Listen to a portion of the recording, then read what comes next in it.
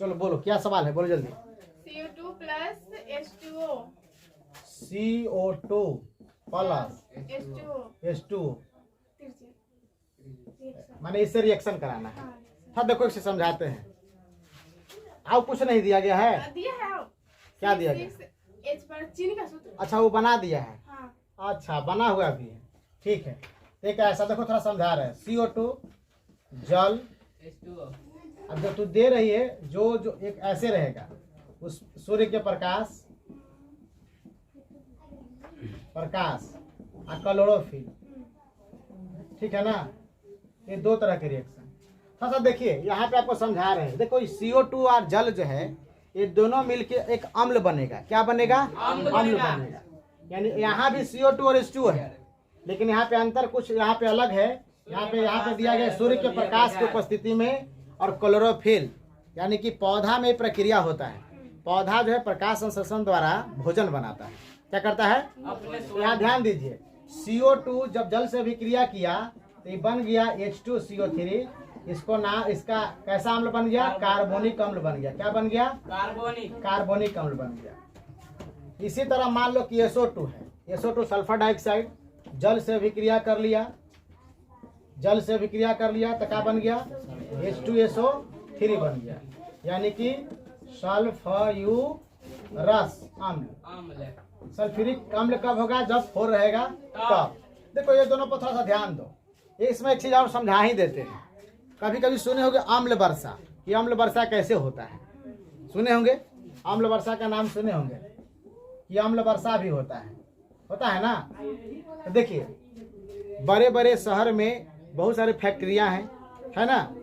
तो फैक्ट्री से जो होता है माने कल कारखाने से धुआं के रूप में, जैसे हम लोग भी घर पे खाना उना बनाते हैं, लकड़ी सब से जलावन से बनाते हैं ना, तो उससे क्या निकलता है? CO2 निकलता है। क्या निकलता है? CO2। कल कारखाने से SO2 निकलता है, NO2 निकलता है, ये सब निकलता है ना। तो ये वायुमंडल में गया।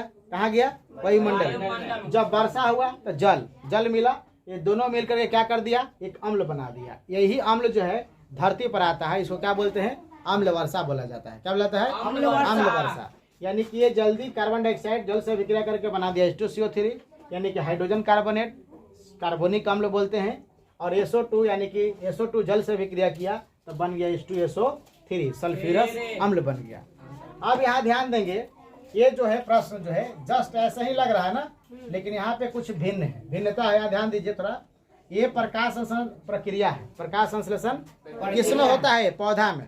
पौधा को भोजन बनाने के लिए 4 कच्चे पदार्थ की आवश्यकता होती है, माने रॉ मटेरियल की आवश्यकता होती है। हाँ, कौची चाहिए? तो पौधा को इसीलिए स्वयं पोषी कहते हैं। काहे कहते हैं समझ लीजिए। पौधा को CO2 वायुमंडल से ले लिया, वायुमंडल से CO2 ले लिया, H2O ले लिया, माने जल ले लिया धरती से जल के द्वारा, और सूर्य के प्रकाश मिल रहा है, और चौथा क्लोरोफिल उसके पौधा में पाया जाता है, पत्ती में पाया जाता है, ठीक है ना, क्लोरोफिल। यानी कि 4 प्रकार के इसको चीज चाहिए। माने पौधा को भोजन बनाने के लिए क्या चाहिए? 4 तरह के रॉ मटेरियल चाहिए, वो भोजन बना लेता है। इसीलिए हरे पेड़ पौधे जितने जो होते हैं स्वयं पोषी कहलाते हैं, और मनुष्य यानी कि जीव जंतु जितने हैं वो पर पोषण कहलाता है। क्या कहलाता है? पर पोषण, है ना। स्वपोषण और पर पोषण। पर पोषण के भी प्रकार है, आपको पढ़ाए हैं, ऐसा बात नहीं कि नहीं पढ़ाए, लेकिन यहाँ रिएक्शन में पुष्पा पूछ दी है तो हम आपको बता रहे हैं। यहाँ ध्यान दो, जैसे कार्बन डाइऑक्साइड जल से विक्रिया करेगा सूर्य के प्रकाश की उपस्थिति में, क्लोरोफिल, तो ये क्या बन जाएगा? Carbohydrate C6H12O6। इसका नाम है कार्बोहाइड्रेट। बोलिए, कार्बोहाइड्रेट या ग्लूकोज भी बोल सकते हैं। क्या बोल सकते हैं? ग्लूकोज। प्लस 6 भाग में ऑक्सीजन बनेगा। यहाँ पे बैलेंस करे पड़ेगा, 6 और 12 बैलेंस कर दे रहे हैं। इसमें 6 और इसमें 12, माने ऑक्सीजन, ठीक है, ऑक्सीजन गैस बना, प्लस में जल, कितना में? 6 भाग में जल, ठीक है ना, H2O। अब समझा देते हैं, ध्यान से देखिए। जब पौधा बेटा प्रकाश से प्रक्रिया करता है तो कार्बोहाइड्रेट C6H12O6 यानी कार्बोहाइड्रेट ग्लूकोज जिसके फल में संचित होता है ना। आज हम लोग उसका अन्न फल खाते हैं तो हमें क्या मिलता है? कार्बोहाइड्रेट, पेट भरता है। लेकिन देखिए प्रकाश अब परीक्षा में आता है कि प्रकाश संश्लेषण प्रक्रम द्वारा पौधा जो है उपोत्पाद के रूप में क्या देता है हमें? ऑक्सीजन क्या देता है? ऑक्सीजन। ऑक्सीजन क्या देता है? ऑक्सीजन। जो आपको यहाँ बताया गया है। ये ऑक्सीजन जो है देता है और हम लोग जीव जंतु क्या है इसका उपयोग करते हैं और जीवित रह रहे हैं। तब पौधा पर समझिए कि हम पूर्ण रूप से डिपेंड हैं, ये जान लीजिए। पौधा को हमेशा लगाना चाहिए, हरे पेड़ पौधा को। समझ में आ रही बात है? हरे पेड़ पौधा कटने और नष्ट होने के कारण देखिए आज स्थिति कितना खराब है सर। समझ रहे हैं ना? इन्वायरमेंट खराब हो रही है, पेड़ पौधा कट रहे हैं, नष्ट हो रहे हैं, उसका कारण जो है आज हम भुगत ही रहे हैं, देख ही रहे हो।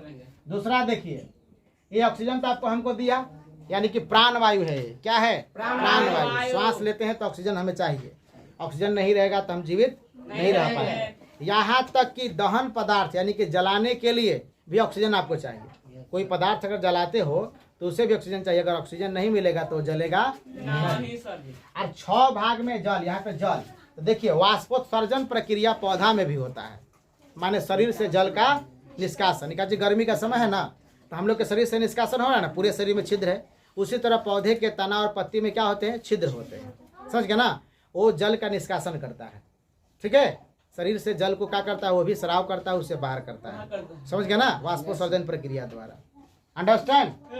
और एक कार्बोहाइड्रेट जो ग्लूकोज जिसको बोलते हैं, है ना, ग्लूकोज फ्रुक्टोज का सूत्र होता है, ये इसको हम लोग खाते हैं। जैसे फल तोड़ के खा लिए, है ना, धान चावल उगा रहे हैं ना इस समय, तो उसमें फल संचित होगा वो कार्बोहाइड्रेट के रूप में, उसका हम लोग उपयोग करते हैं, खाते हैं। तो सोचिए कि हम टोटली रूप से डिपेंड किस पर हैं?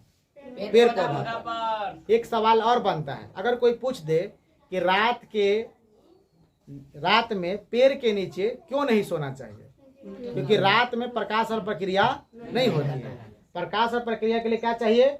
सूर्य की प्रकाश, ठीक है ना। तो सूर्य के प्रकाश अगर नहीं मिलेगा तो प्रकाश और प्रक्रिया नहीं होगी। तो रात में जब पौधा का उल्टा काम होता है, रात में क्या होता है? पौधा उल्टा काम करता है, रात में ऑक्सीजन लेना चालू कर देता है, वो CO2 छोड़ना चालू कर देगा।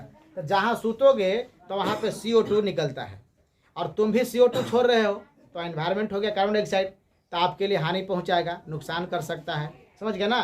तो रात में पेड़ के नीचे सोना